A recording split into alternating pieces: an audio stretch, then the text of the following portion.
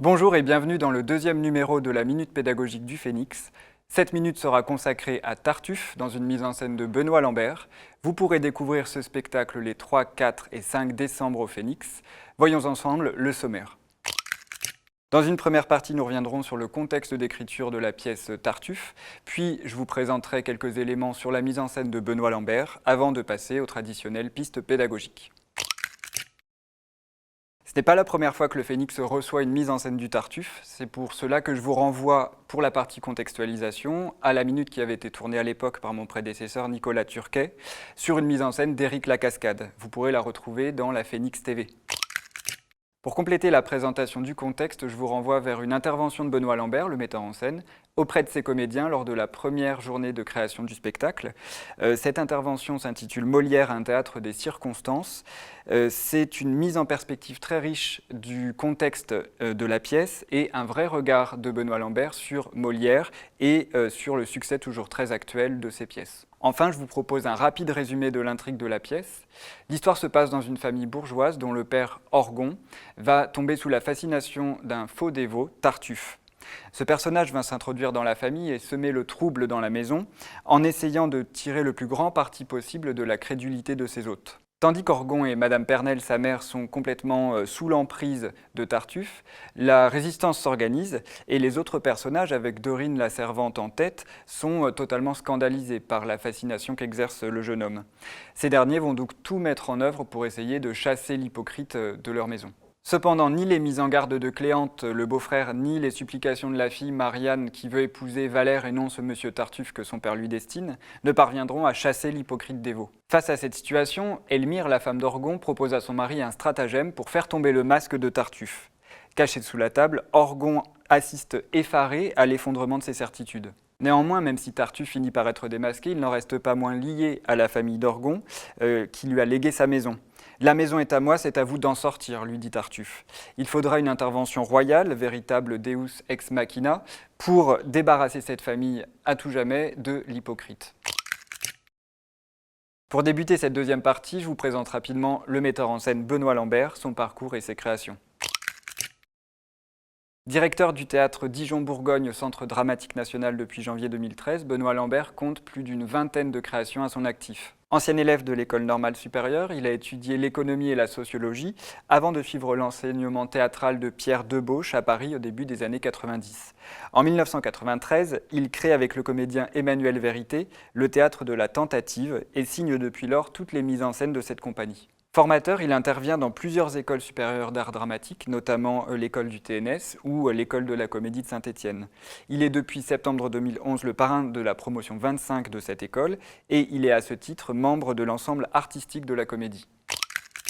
Benoît Lambert est également l'auteur de plusieurs articles sur l'histoire et la sociologie du chant théâtral ainsi que de 3 pièces de théâtre, Le bonheur d'être rouge, écrit en collaboration avec Frédéric Matonti en 2000, Que faire, le retour, écrit en collaboration avec Jean-Charles Massérat en 2011 et Bienvenue dans l'espèce humaine en 2012. Il est également membre du GREC, le groupe de réflexion sur les écritures contemporaines de la Colline Théâtre National. Tartuffe est la 3e mise en scène par Benoît Lambert d'un texte de Molière. Il s'était intéressé en 1998 aux Fourberies de Scapin et en 2007 aux Misanthropes. Contrairement aux lectures qu'on peut faire de Tartuffe, Benoît Lambert considère que ce n'est pas une pièce avant tout sur la religion, mais bien l'histoire d'une arnaque. Comment peut-on circonvenir un honnête homme et lui soutirer tout son argent? Et c'est bien là la position d'Orgon, qui, à l'automne de sa vie, se tourne vers la religion, car on soupçonne qu'il a trempé dans des affaires louches. Deuxième raison qui pousse Benoît Lambert à s'intéresser à Tartuffe, c'est selon lui une pièce sur la lutte des classes. Tartuffe est décrit à plusieurs reprises dans la pièce comme un gueux, quelqu'un qui ne devrait pas être là, car il n'appartient pas à cette classe sociale, mais qui arrive dans cette famille bourgeoise.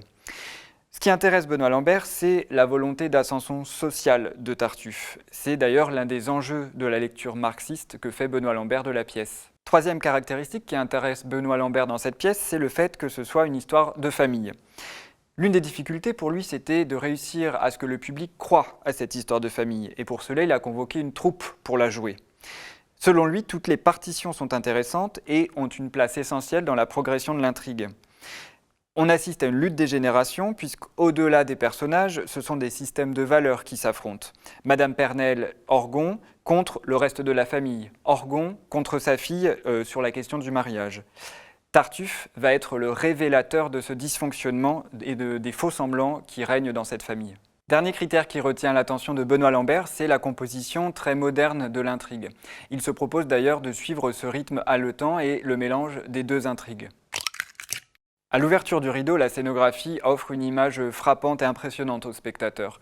En effet, des panneaux noirs tapissent les trois faces de la cage de scène et ce qui sert de plafond. Ces panneaux imitent des boiseries, ce qui nous permet de situer immédiatement l'action dans une demeure bourgeoise. Le mobilier confirme cette impression puisque nous avons une grande table de salle à manger qui est d'ailleurs l'élément central du décor. Cette table est dressée avec une vaisselle raffinée. C'est donc un décor chic, mais sobre, pas clinquant, ce qui ne donne pas l'image d'une famille de parvenus. Ce qui est intéressant dans cette scénographie, c'est qu'elle est évolutive. Les panneaux ne sont en fait pas rigides, mais sont faits de tulle, ce qui permet un jeu de transparence. Le spectateur devine au lointain des lieux dans lesquels les personnages écoutent, dans lesquels les personnages sont à l'affût de ce qui se passe sur l'espace de jeu central, ce qui prouve bien que nous sommes dans une pièce du complot. Ce que l'on retient pour les costumes, c'est leur sobriété et leur aspect contemporain. Il y a une unité de couleurs entre le gris, le blanc, le noir. Pour les membres de la famille d'Orgon, les costumes renvoient à leur rang social élevé. Costumes pour les hommes, robe de soirée pour Elmire par exemple. Petite particularité pour Madame Pernelle, qui est jouée par un homme et qui est caractérisée par son costume de vieille femme et sa canne. Pour Tartuffe, costume gris, col roulé noir, auquel le spectateur ajoute sans mal le col romain des curés. Il a les cheveux plaqués sur le crâne, une raie sur le côté, en somme une apparence très austère, renforcée par le regard dur du comédien Emmanuel Vérité. Dernier élément pour les costumes, on a parlé d'unité. Vous verrez que le costume de l'exempt déroge à cette règle. Je vous laisse découvrir cette originalité à la fin de la pièce. Un élément à mentionner en ce qui concerne la musique, on entend une musique religieuse en sourdine lorsque Tartuffe apparaît, ce qui permet de laisser planer une ambiance solennelle et de renforcer l'aura dont jouit Tartuffe auprès des autres personnages.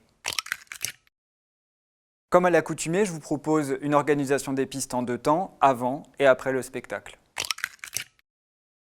Première piste pédagogique pour mettre vos élèves en appétit avant de venir au spectacle, c'est l'étude de l'affiche qui a été créée pour le Théâtre national de Dijon.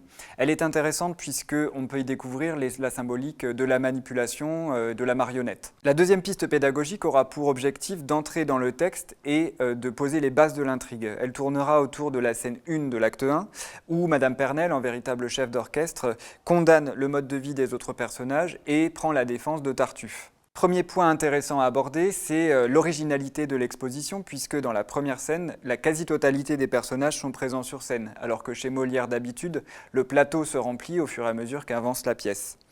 À partir du texte, en simple lecture, vous pourrez faire réaliser un arbre généalogique de la famille d'Orgon et Elmire pour mettre en évidence les liens entre les différents personnages et identifier les deux clans, celui d'Orgon et de Madame Pernelle et celui du reste de la famille. Il n'existe pas beaucoup d'images de cette mise en scène, cependant il existe un teaser que vous pouvez utiliser, le diffuser en classe et demander à vos élèves de reconnaître les personnages qu'ils auront définis à la lecture de la première scène. À partir du même texte, vous pourrez faire définir les enjeux posés par cette première scène, la crise déclenchée par l'arrivée de Tartuffe, l'affrontement des personnages et des générations, et essayer d'imaginer comment la situation pourrait évoluer. Autre façon d'aborder le spectacle, et selon moi la meilleure, en faisant pratiquer les élèves, proposer une mise en espace et une mise en voix de la scène 1. Des groupes de 7 élèves pourront interpréter les différents personnages et dans cette position, les élèves seront invités à s'interroger sur les différents personnages, comment les représenter, quelles sont leurs caractéristiques et par quels éléments traduire leur personnalité. D'autres scènes peuvent donner lieu à un travail de pratique en même temps qu'elles éclairent les différentes étapes de l'intrigue. Je pense à la scène 4 de l'acte 1, le retour d'Orgon après son voyage qui demande des nouvelles de Tartuffe, ce pauvre homme. La scène 1 de l'acte 2, Orgon annonce à sa fille Marianne qu'il souhaite la marier à Tartuffe. La scène 2 de l'acte 3, première apparition de Tartuffe que nous attendons depuis 3 actes. La scène 5 de l'acte 4, enfin, lorsque Elmire propose le stratagème à son mari qui se cache sous la table pour démasquer Tartuffe. Toutes ces activités permettront de créer un horizon d'attente et feront de vos élèves des spectateurs actifs pendant la représentation. Après le spectacle, je vous propose de travailler en différents temps avec vos élèves. Tout d'abord, leur proposer une réflexion sur la mise en scène du personnage de Tartuffe, un personnage aux multiples facettes. Tartuffe, c'est l'étranger qu'on n'a pas invité, dit Antoine Vitez. Et effectivement, c'est avant tout le personnage dont tout le monde parle, mais que le spectateur ne découvre qu'à l'acte 3, ce qui permet de maintenir le suspense. Pour voir comment l'identité de Tartuffe se construit tout au long des 2 premiers actes, je vous renvoie à une activité proposée par le dossier Pièces démontées sur cette mise en scène, qui fait une sélection de répliques prononcées par d'autres personnages sur Tartuffe. Pour enrichir la vision de Tartuffe et s'intéresser aux choix faits par Benoît Lambert, on pourra s'intéresser au texte mis en exergue du dossier du spectacle, texte de Louis Jouvet, qui expose ses idées sur le personnage de Tartuffe, en rupture avec toutes les lectures qu'on a pu faire de ce personnage auparavant.